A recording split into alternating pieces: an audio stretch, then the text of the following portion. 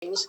Or one unusual thing, I was going to say in the beginning when we were talking about, Bob helped me so much and everything.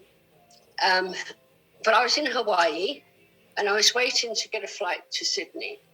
And Bob called me, and which is unusual, because you usually called him, didn't you?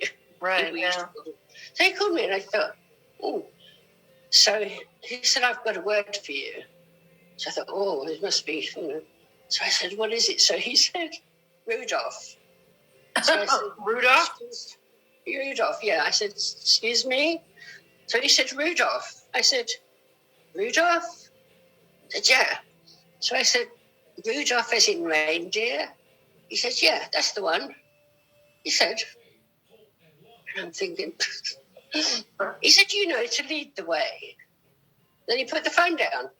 That was it. Yeah, that's all he had to tell you. But I noticed that sometimes when I'm speaking, it feels like my nose is red hot. Yeah. People tell me it's not, but it feels like that, and I know I'm on the right track. Yeah. That's fine. Yeah, that's amazing. It is. So if you keep your antenna, and this is another thing I tell people, like to stay light. Don't take on all those burdens and responsibilities you can do nothing about. Right. Because you're not the Holy Spirit. You can't change people or make people do anything. Our responsibility is to do what he tells us to do. Right. Say what he tells us to say. Yeah. And that's it. After that, his responsibility. I mean, Bonnie, if you had a word for me today, your responsibility is to offer me the word. That's it. Right. It's not your responsibility if I receive it or not. That's right. Yeah.